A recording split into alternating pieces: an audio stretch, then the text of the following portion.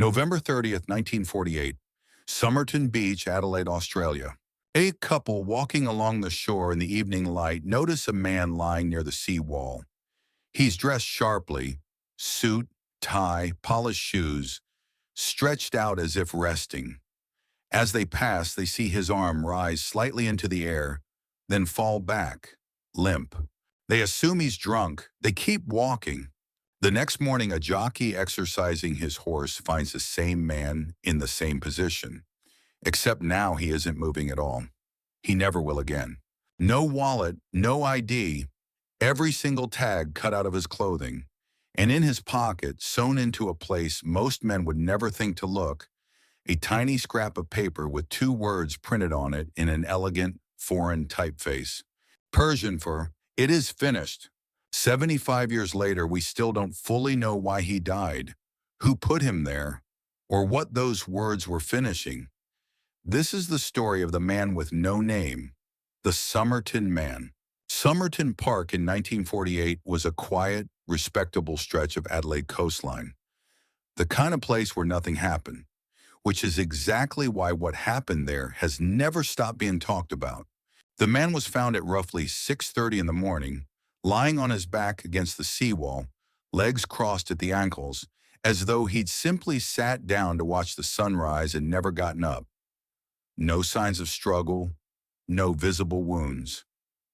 An unlit cigarette rested on the collar of his coat, as if it had slipped from his lips right as he lost consciousness. Not been smoked, not been discarded. Just placed there by physics, by a body going still.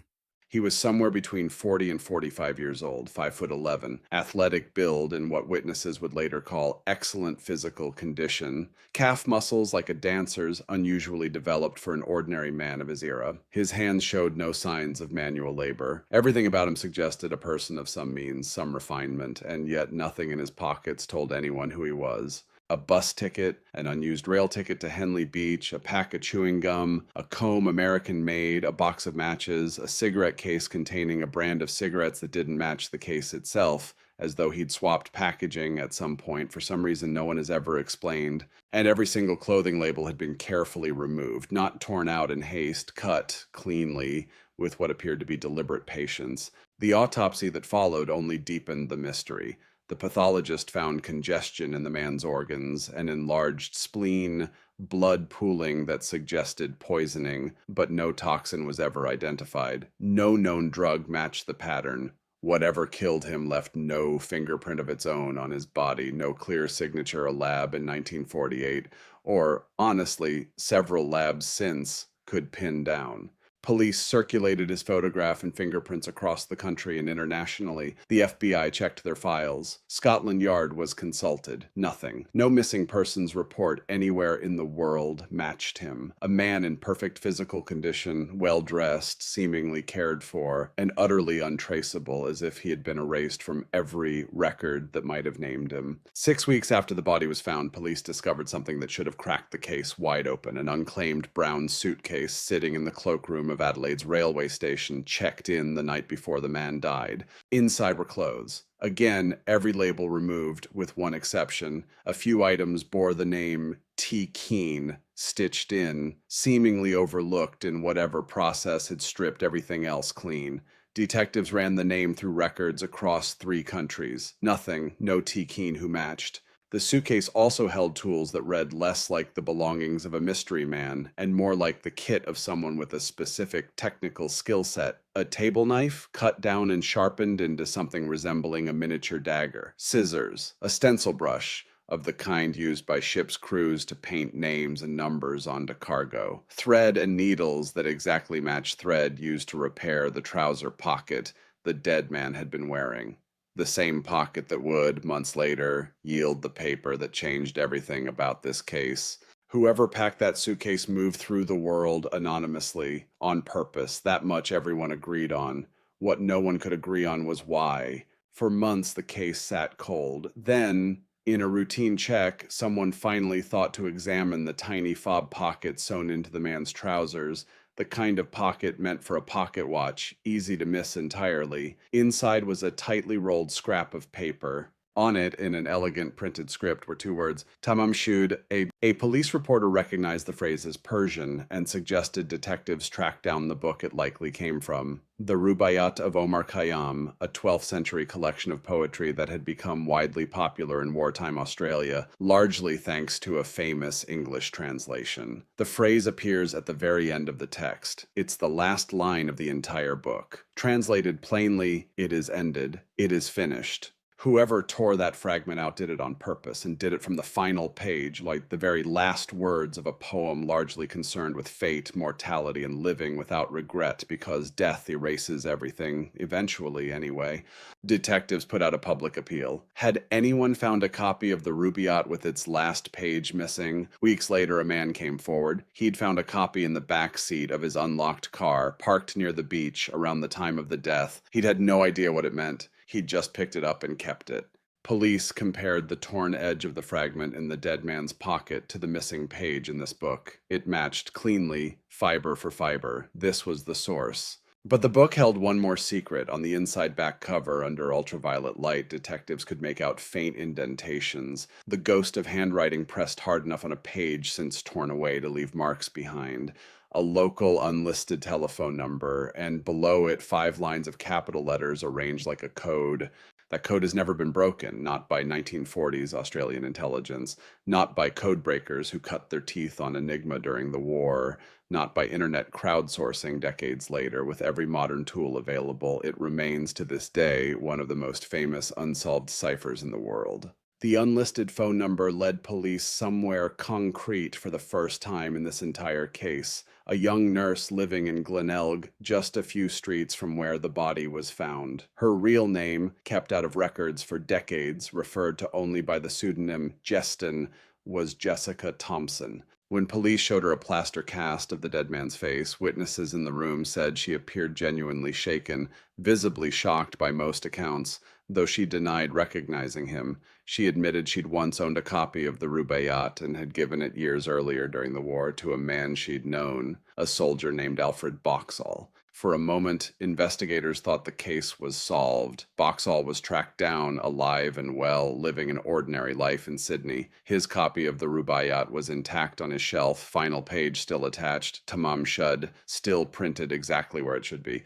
Whoever the dead man was, he wasn't Alfred Boxall, and the mystery deepened instead of closing. What makes Jessica Thomson's role in this case so strange isn't just her reaction to the cast, it's what came after. She reportedly asked police, unprompted, whether the dead man might have had a rare genetic dental anomaly, a condition so uncommon it's found in a small fraction of the population. Investigators hadn't mentioned any dental detail to her at that point. She seemed to already know something about this man's body that only someone with intimate knowledge could have known. She died in 2007, having spent the rest of her life largely refusing to discuss the case, reportedly telling family the truth would harm someone if it ever came out. She asked to be cremated rather than buried. Some who knew the family have suggested this was specifically to prevent any future DNA comparison to the Somerton Man's remains. For 70 years, this case has pulled investigators, amateur code breakers, and journalists toward the same magnetic explanation: he was a spy. The timing lines up almost too well. Late 1948 sits right at the ignition point of the Cold War. Adelaide quietly was becoming home to a highly classified British and Australian joint weapons testing program at Woomera, not far away, the kind of facility that made the region genuinely valuable to Soviet intelligence. A man who carefully removed every identifying label from his possessions, carried a code no one could crack, and left behind absolutely no trace of a former life fits a certain profile almost too neatly. Some researchers have pointed to the coded message resembling patterns consistent with one-time pad ciphers, the exact kind of unbreakable encryption real intelligence agencies used during this period. Others have argued for something much less dramatic and much sadder, that this was a broken-hearted man who took his own life, deliberately erasing his identity because he didn't want to be found, choosing the final line of a poem about fate and finality as his last message to no one in particular. The unused train ticket to Henley Beach, a place with no obvious connection to anything else in the case, has been read by some as evidence he was simply wandering without a plan in his final hours. There have even been theories connecting him to Jessica Thomson far more directly than as a mere acquaintance. The possibility of a secret relationship, of a child conceived, of a man who came back into her life at exactly the wrong moment and paid for it with his own. For 74 years, every theory remained just that theory. Then in 2022, a University of Adelaide professor named Derek Abbott, working for years alongside forensic genealogist Colleen Fitzpatrick, finally cracked the identity using DNA extracted from hairs preserved in the original plaster cast made of the dead man's face back in 1948. The name that came back was Carl Webb, an electrical engineer born in Melbourne in 1905, a real man with a real family tree that genetic genealogy could trace branch by branch back through Australian records. And here's the part that should feel like an ending, and somehow doesn't. Carl Webb wasn't a spy, he wasn't a soldier. Records suggest he'd been separated from his wife for years by the time he died, that his life by most accounts had grown quiet, isolated, unremarkable in every way that matters to a police file. An electrical engineer from Melbourne, alone, far from home, on a beach in Adelaide with every label cut from his clothes and a torn scrap of poetry sewn into a hidden pocket. Naming him did not explain a single one of the actual mysteries. It didn't explain the cipher. It didn't explain why every tag was removed. It didn't explain the poisoning no lab could identify, or why Jessica Thomson seemed to know something about his body she shouldn't have known, or why she went to her grave asking to be cremated. It answered the one question that had haunted this case for 3/4 of a century, his name, and left every other question standing exactly where it always was. South Australian police have never officially confirmed the identification beyond a formal statement acknowledging the DNA findings. The case technically remains open. Somewhere in an Adelaide cemetery, under a plot deliberately sealed in concrete in case it ever needed to be reopened, there's a grave that used to belong to the unknown man. For decades, strangers left flowers there on no particular schedule, for reasons no one could ever explain. A small, quiet mystery folded inside the larger one. We now know his name was Carl Webb. We still don't know what he was doing on that beach, what killed him, what the code in the back of that book says, or why a nurse in Glenelg spent the rest of her life afraid of what the truth would do to someone still living. Tamam Shud, it is finished. Except 75 years later, it isn't. Not really. If you're new here, this is Dark Lens, the channel where forgotten cases get the full, careful telling they never got the first time. If this one stayed with you, there are more waiting. Subscribe, and I'll see you in the next one.